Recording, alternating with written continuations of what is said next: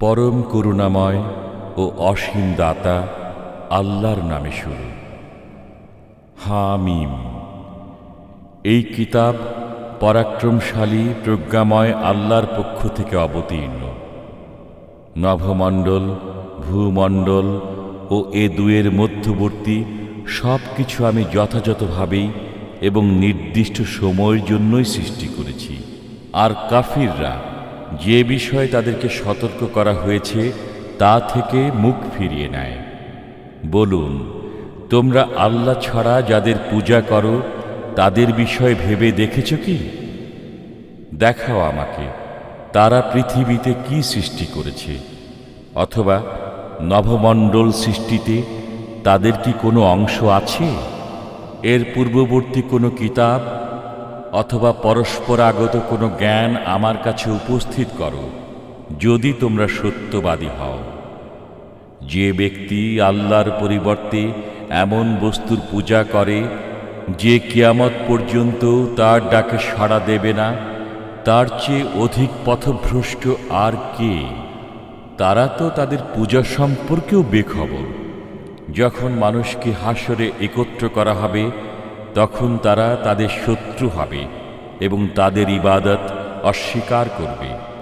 যখন তাদেরকে আমার সুস্পষ্ট আয়াতসমূহ পাঠ করে শোনানো হয় তখন সত্য আগমন করার পর কাফিররা বলে, এ তো প্রকাশ্য জাদু।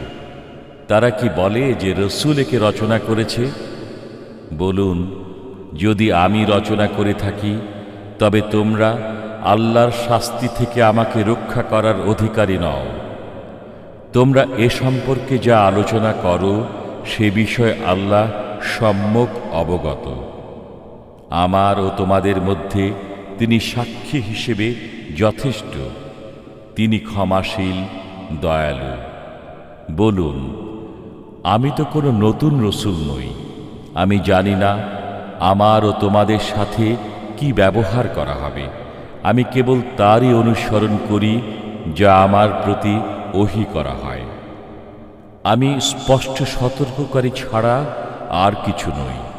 বলুন, তোমরা ভেবে দেখেছ কি, যদি এটি আল্লাহর পক্ষ থেকে হয় এবং তোমরা একে অমান্য করো এবং বনী ইসরায়েলের একজন সাক্ষী এর পক্ষে সাক্ষ্য দিয়ে এতে বিশ্বাস স্থাপন করে, আর তোমরা অহংকার করো, তবে তোমাদের চেয়ে অবিবেচক আর কে হবে? নিশ্চয়ই আল্লাহ অবিবেচকদেরকে পথ দেখান না। আর কাফিররা মুমিনদের বলতে লাগলো যে, যদি এ দিন ভালো হতো তবে এরা আমাদেরকে পেছনে ফেলে এগিয়ে যেতে পারত না। তারা যখন এর মাধ্যমে সুপথ পায়নি তখন শিগগিরই বলবে, এ তো এক পুরাতন মিথ্যা। এর আগে মুসার কিতাব ছিল পথ প্রদর্শক ও রহমত স্বরূপ, আর এই কিতাব তার সমর্থক আরবি ভাষায়, যাতে জালিমদেরকে সতর্ক করে এবং সৎকর্মপরায়ণদেরকে সুসংবাদ দেয়। নিশ্চয়ই যারা বলে আমাদের পালনকর্তা আল্লাহ, অতঃপর অবিচল থাকে, তাদের কোনো ভয় নেই এবং তারা চিন্তিত হবে না। তারাই জান্নাতের অধিকারী, সেখানে তারা চিরকাল থাকবে। তারা যে কর্ম করত এটা তারই প্রতিফল। আমি মানুষকে তার পিতামাতার সাথে সদ্ব্যবহারের আদেশ দিয়েছি। তার জননী তাকে কষ্ট সহকারে গর্ভে ধারণ করেছে এবং কষ্ট সহকারে প্রসব করেছে। তাকে গর্ভে ধারণ করতে ও তার স্তন্য ছাড়তে লেগেছে 30 মাস। অবশেষে সে যখন শক্তি সামর্থ্যের বয়সে ও 40 বছরে পৌঁছেছে তখন বলতে লাগল, হে আমার পালনকর্তা, আমাকে এরূপ ভাগ্য দান করো যাতে আমি তোমার নিয়ামতের শুকর করি, যা তুমি দান করেছ আমাকে ও আমার পিতা মাতাকে, এবং যাতে আমি তোমার পছন্দনীয় সৎ কাজ করি। আমার সন্তানদেরকে সৎকর্মপরায়ণ করো। আমি তোমার প্রতি তওবা করলাম এবং আমি আজ্ঞাবহদের অন্যতম। আমি এমন লোকদের সুকর্মগুলো কবুল করি এবং মন্দ কর্মগুলো মার্জনা করি। তারা জান্নাতীদের তালিকাভুক্ত সেই সত্য ওয়াদার কারণে যা তাদেরকে দেয়া হতো। আর যে ব্যক্তি তার পিতামাতাকে বলে, ধিক তোমাদেরকে, তোমরা কি আমাকে খবর দাও যে আমি পুনরুত্থিত হব?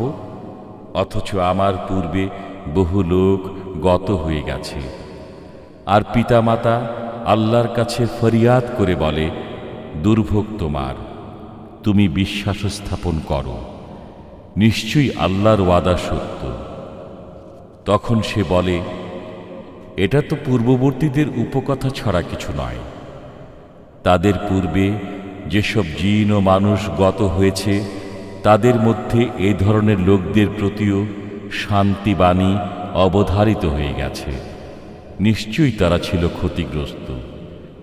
প্রত্যেকের জন্য তাদের কৃতকর্ম অনুযায়ী বিভিন্ন স্তর রয়েছে, যাতে আল্লাহ তাদের কর্মের পূর্ণ প্রতিফল দেন।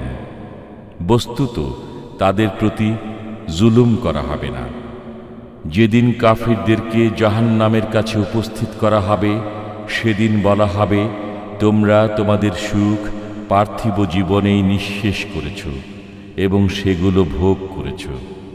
সুতরাং আজ তোমাদেরকে অপমানকর আযাবের শাস্তি দেয়া হবে, কারণ তোমরা পৃথিবীতে অন্যায়ভাবে অহংকার করতে এবং তোমরা পাপাচার করতে। আদ সম্প্রদায়ের ভাইদের কথা স্মরণ করুন। তার পূর্বে ও পরে অনেক সতর্ককারী গত হয়েছিল।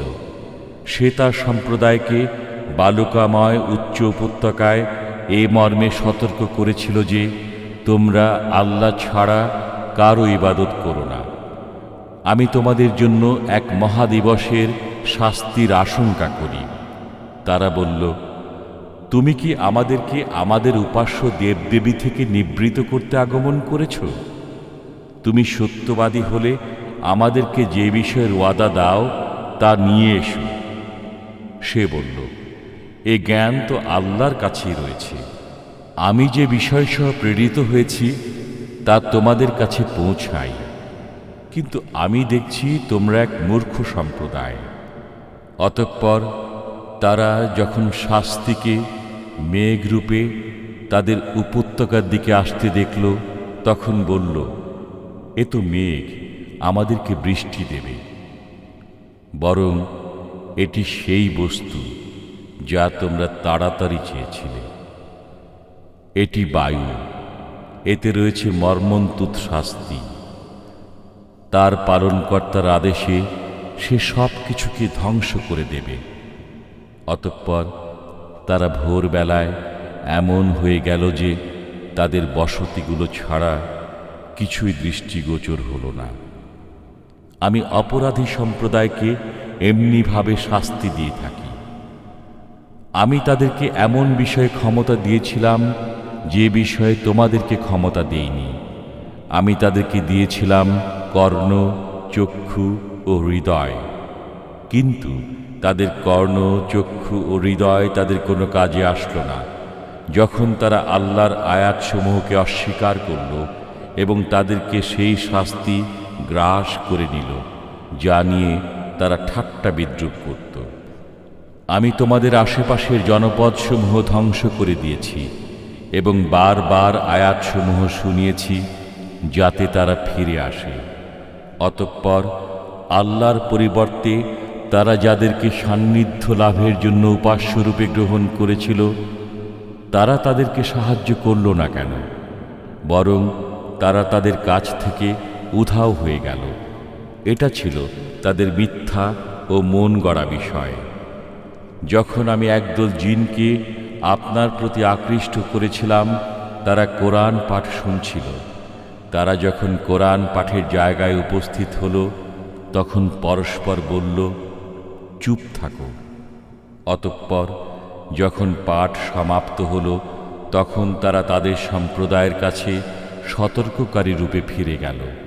তারা বলল, হে আমাদের সম্প্রদায়, আমরা এমন এক কিতাব শুনেছি যা মূসার পর অবতীর্ণ হয়েছে। এ কিতাব পূর্ববর্তী সব কিতাবের সত্যায়ন করে, সত্য ধর্ম ও সরল পথের দিকে পরিচালিত করে। হে আমাদের সম্প্রদায়, তোমরা আল্লাহর দিকে আহ্বানকারীর কথা মান্য করো এবং তাঁর প্রতি বিশ্বাস স্থাপন করো। তিনি তোমাদের গুনাহ মার্জনা করবেন। আর যে ব্যক্তি আল্লাহর দিকে আহ্বানকারীর কথা মানবে না, সে পৃথিবীতে আল্লাহকে অপারগ করতে পারবে না এবং আল্লাহ ছাড়া তার কোনো সাহায্যকারী থাকবে না। এ ধরনের লোকই প্রকাশ্য পথভ্রষ্টতায় লিপ্ত। তারা কি জানে না যে আল্লাহ, যিনি নভমণ্ডল ও ভূমণ্ডল সৃষ্টি করেছেন এবং এগুলোর সৃষ্টিতে কোনো ক্লান্তি বোধ করেননি, তিনি মৃতকে জীবিত করতে সক্ষম? কেন নয়? নিশ্চয়ই তিনি সব বিষয়ে সর্বশক্তিমান। যেদিন কাফিরদেরকে জাহান্নামের সামনে পেশ করা হবে, সেদিন বলা হবে, এটা কি সত্য নয়? তারা বলবে, হ্যাঁ, আমাদের পালনকর্তার শপথ। আল্লাহ বলবেন, আযাব আস্বাদন করো, কারণ তোমরা কুফরি করতে। অতএব আপনি সবর করুন, যেমন উচ্চ সাহসী পয়গম্বরগণ সবর করেছেন, এবং ওদের বিষয়ে তড়িঘড়ি করবেন না। ওদেরকে যে বিষয়ে ওয়াদা দেয়া হতো, তা যেদিন তারা প্রত্যক্ষ করবে, সেদিন তাদের মনে হবে যেন তারা দিনের এক মুহূর্তের বেশি পৃথিবীতে অবস্থান করেনি। এটা সংবাদ পৌঁছে দেয়া মাত্র। এখন তারাই ধ্বংসপ্রাপ্ত হবে, যারা পাপাচারী সম্প্রদায়।